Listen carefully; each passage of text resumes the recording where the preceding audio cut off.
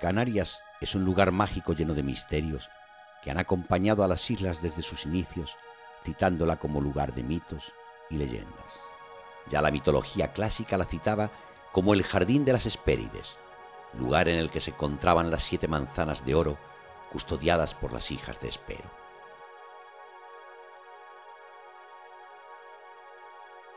De todos los enigmas que acompañan a las islas, sin duda uno de ellos es el que más ha hecho huella en el subconsciente isleño: la historia de la mítica isla de San Borondón. El mito de la isla de San Borondón es uno de los más arraigados dentro de la cultura popular canaria. Es decir, no todos los canarios, lógicamente, hemos oído hablar de esa misteriosa isla que aparece y desaparece. Muy conocida es la leyenda de San Borondón, pero muy pocos son los que conocen el principio de la leyenda. ¿Quién fue el primero en hablar de San Borondón? ¿Cómo llega la leyenda hasta nosotros?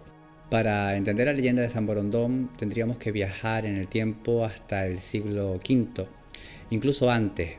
Ya se habla de esta isla fantasma. La leyenda de la isla de San Borondón está ligado a infinidad de relatos antiguos, de leyendas que hablan de este fenómeno como algo natural en cuanto al descubrimiento de nuevas tierras. Tierras mágicas, llenas de riquezas. Incluso se habla de San Borondón como en la búsqueda de la tierra perdida, de la Atlántida, o incluso del dorado de los conquistadores europeos.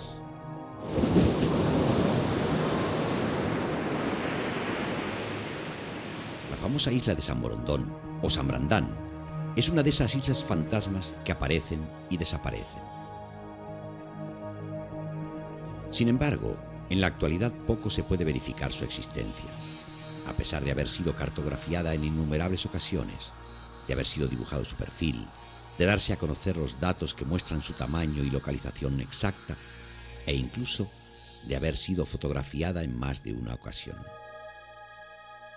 La creencia en el mito de San Borondón como una isla que aparece y desaparece súbitamente en el horizonte canario nace con la leyenda popular irlandesa de los viajes de San Brandano. Muchos autores han querido encontrarla en lo que sería el relato de la Odisea, del viaje que inició un monje irlandés en el siglo V. Estaríamos hablando de Brandán. La isla de San Borondón debe su nombre al monje de origen irlandés Brandán de Claningford, nacido en el año 484 y conocido en la época por sus viajes aventureros y evangelizadores, de gran difusión en la Edad Media. San Brandán, tras oír hablar a otro monje de nombre Barinto acerca de una tierra maravillosa, decidió salir en su búsqueda junto a un grupo de monjes, pasando todo tipo de peripecias y alcanzando un grupo de islas. Una de ellas resultó ser una enorme ballena que se movía. Se cree que esta misteriosa isla ballena es en realidad la isla de San Borondón. Tenemos que tener en cuenta que estamos hablando del siglo V, en el cual el océano era totalmente inexplorado, ¿no? Y se hablaba de fenómenos extraños y seres extraños en ese océano. Incluso la leyenda de Brandán habla de dragones y de seres extraños que poblaban este océano. La isla de San Borondón ha sido cartografiada en muchas ocasiones por Torriani, Pichigano o Toscanelli, entre otros. Esta isla se situaba en la zona más occidental del archipiélago, entre las islas de La Palma, La Gomera y El Hierro. Hasta bien entrado el siglo XVIII se pensó en su existencia real. Sus medidas, de 87 leguas de largo y 28 de ancho, descartan la teoría del islote, convirtiendo a San Borondón en una isla de enormes dimensiones, de tamaño similar a La Palma. Incluso hay una anécdota muy curiosa que es el propio un ingeniero, Torriani, mandado por Felipe II en el siglo XVI, fue mandado a estudiar las fortificaciones de las Islas Canarias, incluyendo por supuesto también San Borondón, que él localizaba en un punto determinado, e incluso llegaba a poner allí en su informe, por llamarlo de alguna manera, las fortificaciones que debería tener la isla de San Borondón. La fuerza de la leyenda, su reflejo en los mapas y la constante aparición de relatos sobre su existencia motivaron a lo largo de la historia al menos 7 expediciones en su búsqueda. No obstante, la historia más sorprendente sobre la isla de San Borondón es la expedición del naturista inglés Edward Harvey. En 1865, Edward Harvey consiguió los fondos necesarios para iniciar un viaje con el fin de realizar estudios sobre la flora desconocida de la costa africana. Tras zarpar de Santa Cruz de Tenerife y después de una tormenta, se vio obligado a arribar a un territorio que en un principio llamó los territorios desconocidos, dándose cuenta más tarde que se encontraba en la mítica isla de San Borondón.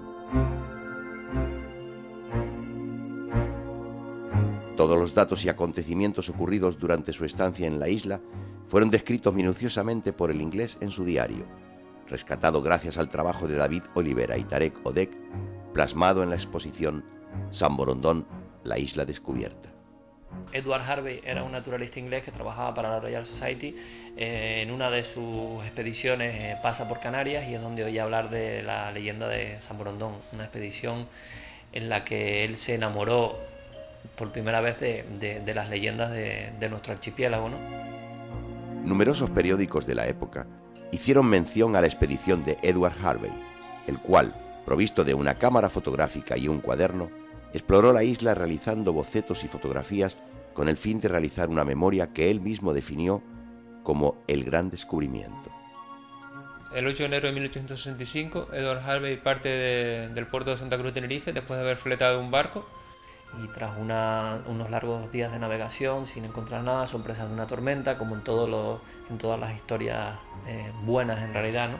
Sorpresas de una tormenta, y cuando la tormenta amaina, pues descubren unos territorios, se dirigen hacia la costa en busca de refugio. Ellos no pensaban que se habían desplazado porque habían perdido todos los criterios de navegación durante el periodo que surgió la tormenta. El barco había sido muy dañado y llegan a esos territorios, desembarcan y bueno, intentan en principio lo que es arreglar el barco para seguir en busca de San Borondón, porque ni por un momento se pensaba que había llegado a su fin, ¿no? El 14 de enero de 1865, Edward Harvey, su ayudante Simon Tilley y un marinero de nombre Ángel Cruz realizaron una pequeña incursión en el interior de la isla, en la cual el naturista afirmó haber contemplado grandes acantilados que parecían tener tallas faciales, numerosas plantas desconocidas para él y un sinfín de extraños animales.